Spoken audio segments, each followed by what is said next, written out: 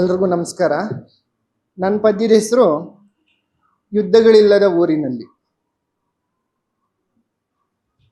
ಯುದ್ಧಗಳಿಲ್ಲದ ಆ ಊರಿನಲ್ಲಿ, ಯುದ್ಧಗಳೇ ಇಲ್ಲದ ಆ ಊರಿನಲ್ಲಿ ಧ್ವಜದ ಬಣ್ಣಗಳು ಅರ್ಥಗಳ ಪಡೆಯುತ್ತಲೇ ಕಗ್ಗೊಲೆಗಳು ಶುರುವಾದವು.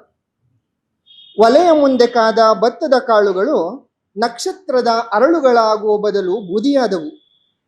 ಈ ಬೂದಿಯನ್ನು ಪವಿತ್ರೀಕರಿಸಿದ ಕೆಲವರು ಭಸ್ಮವೆಂದು ವ್ಯಾಖ್ಯಾನಿಸಿದರೆ, ಮತ್ತೆ ಕೆಲವರು ಹಸಿರು ಬಟ್ಟೆಯಲ್ಲಿ ಕಟ್ಟಿ ಕೊರಳಿನಲ್ಲಿ ಇಳಿಬಿಟ್ಟರು. ಈಗ ನದಿಗಳನ್ನು ಗುಡ್ಡಗಳನ್ನು ಕಣ್ಣುಗಳಲ್ಲೇ ಹೊತ್ತು ತಿರುಗುತ್ತಿದ್ದವರು ಕಟಾರಿಗಳಿಗೂ ತುಪಾಕಿಗಳಿಗೂ ಕೈ ಮುಗಿದರು. ಊರ ಓಣಿಗಳಲ್ಲಿ ಊರಿ ನಡೆದ ಹೆಜ್ಜೆ ಹೆಜ್ಜೆಗೂ ಎಡವುಗಲ್ಲುಗಳು. ಮಧ್ಯಾಹ್ನದೊತ್ತಿಗೆ ಉರಿ ಬಿಸಿಲಿನಲ್ಲಿ ಉರಿಗೊಂಡ ಧ್ಯಾನಸ್ಥ ಶಬ್ದಗಳು ಹಸಿದವರೊಡಲಿಗೆ ಡಿಕ್ಕಿಯೊಡೆದವು. ಗರ್ಭದೊಳಗಿನ ಭ್ರೂಣಕ್ಕೀಗ ಚಕ್ರವ್ಯೂಹದ ಪಾಠ.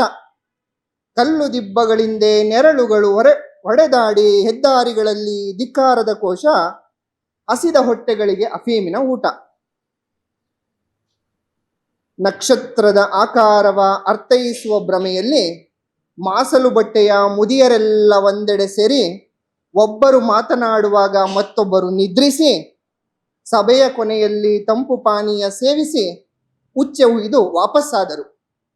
ಆದರೆ ಎಲ್ಲ ಕೊಲೆಗಳಿಗೂ ಸಾಕ್ಷಿಯಾದ, ಯಾವ ಧರ್ಮಕ್ಕೂ ಸೇರದ ಬೀದಿ ದೀಪಗಳು ಎಂದಿನಂತೆ ಬೆಳಕು ಹಂಚುತ್ತಲೇ ಇವೆ.